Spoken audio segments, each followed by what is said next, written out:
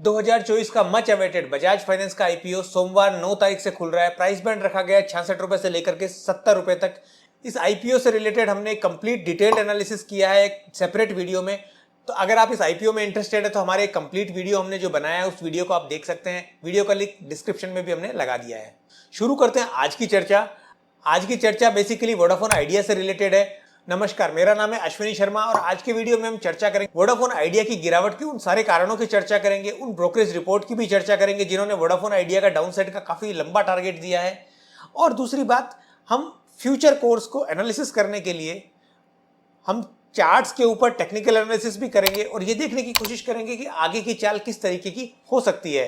देखिए, शुक्रवार को निफ्टी ने भी एक अच्छी खासी गिरावट दिखाई थी, लेकिन वोडाफोन की गिरावट इसलिए ज्यादा अहमियत रखती है क्योंकि मार्केट के एक्चुअली गिरने से पहले वोडाफोन ने मार्केट के ओपनिंग के साथ ही एक अच्छी खासी गिरावट दिखाई थी। लगभग 7-8% की गिरावट के साथ वोडाफोन आइडिया ओपन हुआ था और उसके बाद में वो गिरावट एक्सटेंड की और उसके बाद में पूरे दिन भर के लिए स्टेबल हो गई। बाजार एक्चुअली बाद में गिरा था। बाजार यानी निफ्टी ने जो अपनी गिरावट दिखाई थी वो आधे घंटे पौन घंटे के बाद गिरावट शुरू हुई थी बाजार के अंदर। सो इंपॉर्टेंट पॉइंट इज कि वोडाफोन आइडिया की गिरावट अपने आप में स्टैंड अलोन बेसिस के ऊपर थी और वो न्यूज बेसिकली ये थी कि वोडाफोन आइडिया का जो मार्केट शेयर है वो 15% गिरकर ऑल टाइम लो के ऊपर आ गया है। सारे 22 सर्किल में से 15 सर्किल के ऊपर ये बात कर रहे हैं। और वोडाफोन आइडिया का जो मार्केट शेयर है वो कंटिन्यूअसली एक गिरावट के अंदर हमने देखा है पिछले काफी वक्त से। इसी बात को बेस बनाते हुए गोल्डमैन सैक्स ने एक न्यूज निकाली, एक रिपोर्ट निकाली। बेसिकली रिपोर्ट में वो बोलते हैं कि वोडाफोन आइडिया का शेयर करंट भाव से लगभग 86% तक की गिरावट दिखा सकता है, यानी 2.5 रुपीज का उन्होंने डाउनसाइड का टारगेट दिया है। बेसिस उन्होंने ये न्यूज का ये बनाया है कि जो मार्केट शेयर जिस हिसाब से वोडाफोन आइडिया के हाथ से जा रहा है और बाकी दूसरे प्लेयर यानी एयरटेल और जियो के हाथ में जा रहा है, तो इससे लगता है कि वोडाफोन आइडिया की जो रिकवरी का जो पाथ है, फाइनेंशियल स्टेबिलिटी और फाइनेंशियल रिकवरी का जो पाथ है वो बहुत मुश्किल नजर आ रहा है। ऑब्वियसली हमने पिछले कुछ टाइम पहले टैरिफ हाइक देखा था।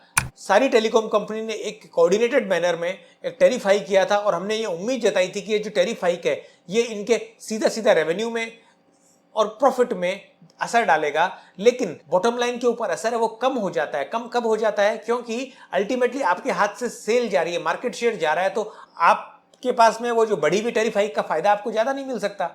इसीलिए बेसिकली कंपनी ने अपना जो पिछला राइट इशू अनाउंस किया था, उस राइट इशू में भी उन्होंने बोला था कि जो पैसा आ रहा है उसका कुछ पेमेंट तो वो वेंडर्स का जो ड्यू पेमेंट है उसको करेंगे। उसके अलावा उन्होंने अपनी सर्विसेज को एनहांस करने के लिए भी काफी सारी बात करी थी।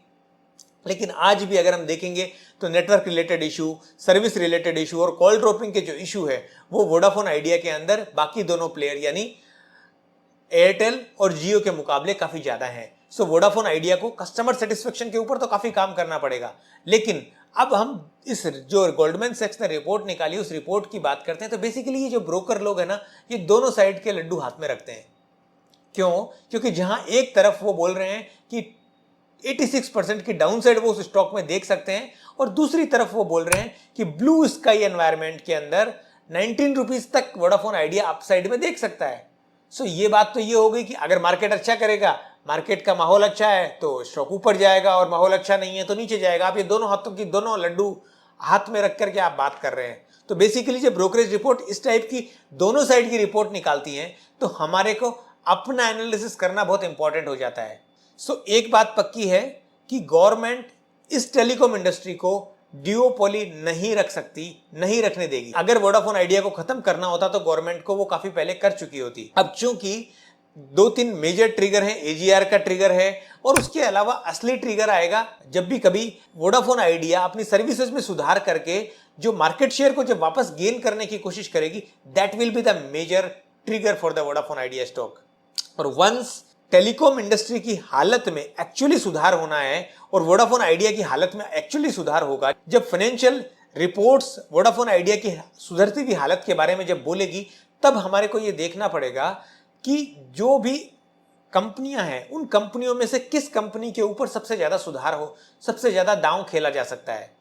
क्योंकि जब खराब बैलेंस शीट वाली कंपनी थोड़ा भी अच्छा परफॉर्म करती है ना, तो सबसे ज्यादा बेनिफिट उसके शेयर होल्डर्स को होता है, क्योंकि that is playing actually bankruptcy card.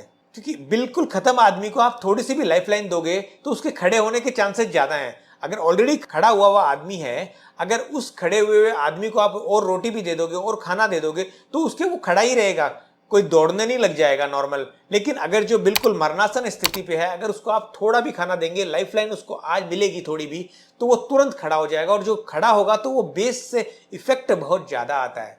In the last हम टेक्निकल एनालिसिस की बात कर लेते हैं, चार्ट्स की बात करते हैं। तो there are multiple supports around 12 and 12.5 level, मतलब 12 रुपए से लेकर के 12 रुपए 50 लेवल, 12 रुपए 50 पैसे के लेवल तक आइडिया के स्टॉक पर मल्टीपल ईयर्स के मल्टीपल सपोर्ट्स हैं। सो वी कैनॉट थिंक कि स्टॉक इमीडिएटली डाउन साइड चला जाएगा, और जो इनका राइट इशू का जो रेट रखा गया है 11 रुपए के आसपास, that will act as a rock bottom support. So immediately we are not seeing कि आइडिया उससे नीचे जा रहा है, लेकिन हमारे को अगर ऐसी सिचुएशन बनती है तो हमारे को प्रोएक्टिवली दिमाग और आंख खोल करके डिसीजन लेना है। हमें सोचना है कि क्या हम उस टेलीकॉम इंडस्ट्री की जो स्टोरी है, उस टेलीकॉम इंडस्ट्री की स्टोरी को बाय आउट कर रहे हैं, क्या हम कन्विंस हैं कि ये मार्केट वोडाफोन आइडिया को रिवॉर्ड करेगा। अगर हमारा एनालिसिस भी यही बोलता है, तभी हमको वोडाफोन आइडिया के स्टॉक के अंदर दांव खेलना है। और इतनी बात पक्का है क्योंकि गवर्नमेंट जिस हिसाब से मार्केट को बना के रखी है, तो Vodafone Idea will not die soon like the BSNL, but Vodafone Idea को अभी कस्टमर सेटिस्फेक्शन के ऊपर बहुत काम करना है, तभी वो मार्केट शेयर वापस ले पाएंगे। उम्मीद करते हैं ये वीडियो आपको अच्छा लगेगा। अगर वोडाफोन आइडिया से रिलेटेड आपको और भी कोई सवाल है तो आप कमेंट में हमें पूछ सकते हैं, हम उनका जवाब देने की पूरी कोशिश करेंगे। और अगर ये वीडियो अच्छा लगा तो वीडियो को लाइक कीजिए, चैनल को सब्सक्राइब कीजिए और अपने दोस्तों के साथ भी शेयर कीजिए। Thank you very much.